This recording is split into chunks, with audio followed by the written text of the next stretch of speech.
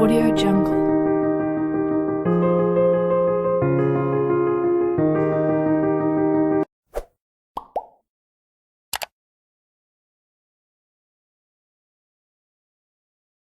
Anji jalan di lapangan dengan santainya melewati para zombie.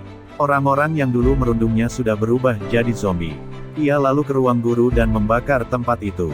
Cheolsu bilang kalau nggak ada orang lain lagi yang tersisa.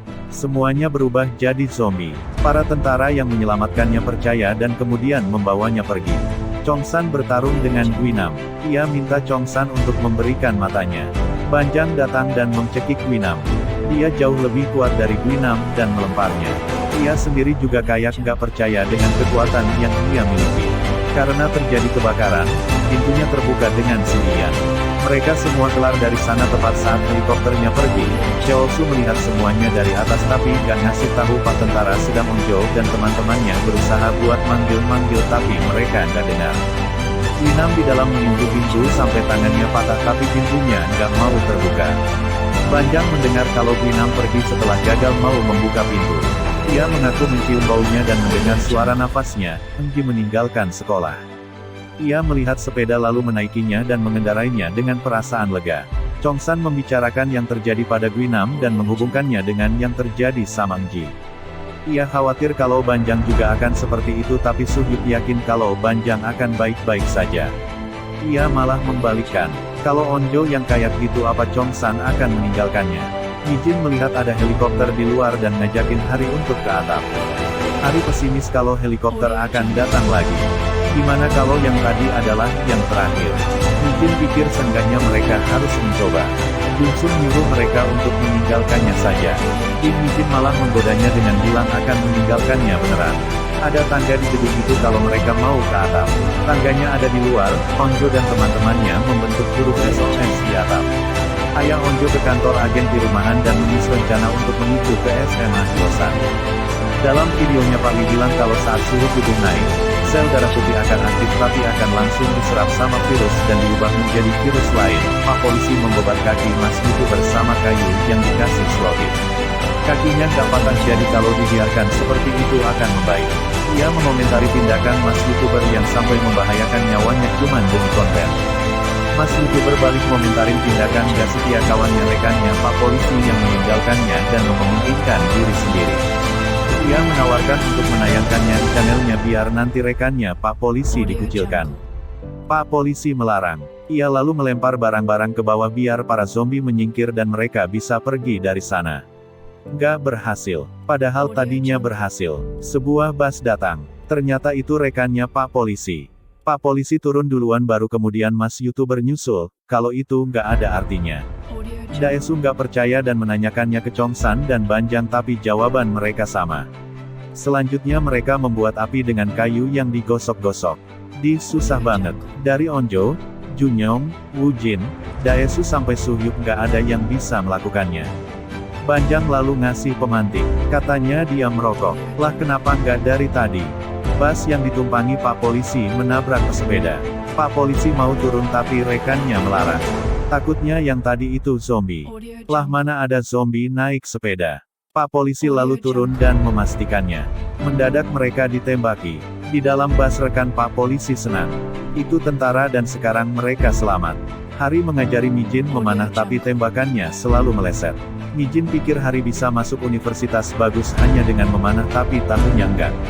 Ia nggak bisa masuk tim nasional dan ia nggak bisa masuk universitas nasional. Seumur hidupnya ia hanya tahu memanah dan nggak bisa melakukan hal lain. Ia merasa kalau sekarang ia nggak punya harapan. Tapi untungnya sudah jadi. Junyong menanyakan audisinya Daesu. Daesu ngasih tahu kalau dia bisa buat turunin berat badan. Padahal Junyong suka sama suaranya. Ia minta Daesu untuk menyanyi. Daesu menyanyikan sebuah lagu. Suaranya bagus. Yang lain lalu pun bernyanyi bersamanya. Hanya keluar dari tempat tersebut. Guinam kembali turun. Dia merasa kalau dia harus ke atap. Nayeon keluar dan mengambil kamera yang dipakai anak-anak tadi. Beberapa zombie datang dan ia pun kembali ke tempatnya semula. Ia mendengarkan apa yang teman-temannya katakan. Gak tahu kenapa ia tergerak dan mengambil beberapa makanan ke dalam tasnya.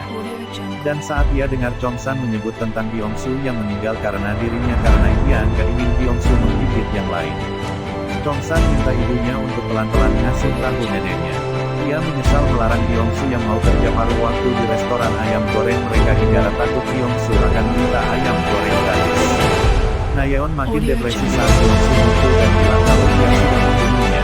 Byung-su sudah sama lagi Dae-su padahal sebelumnya dia ada berbeda.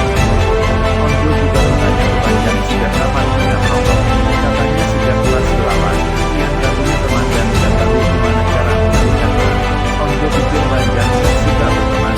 Dia membangun tembok dengan selalu memakai pengeluaran dompet.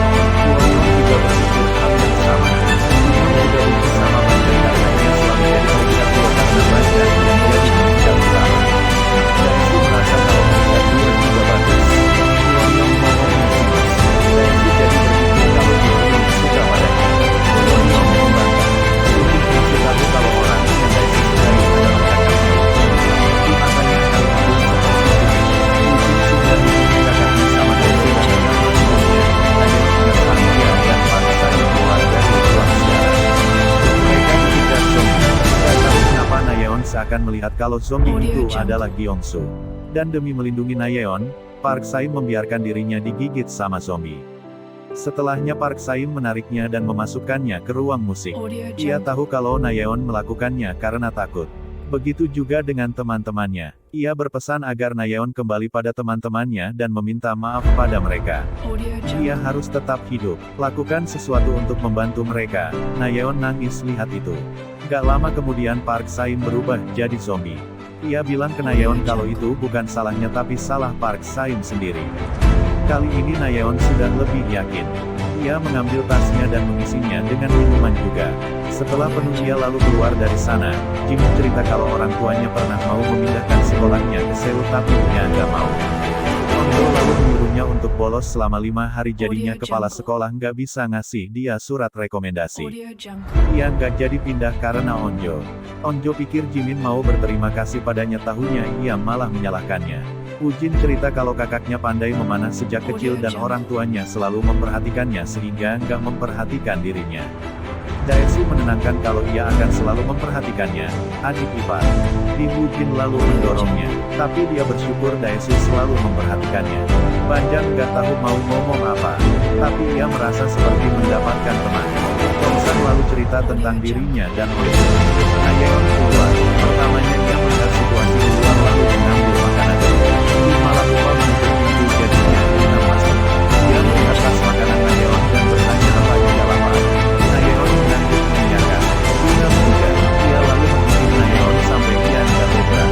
Dae-su bertanya ke Chongsan apa dia menyukai seseorang. Chongsan membenarkan.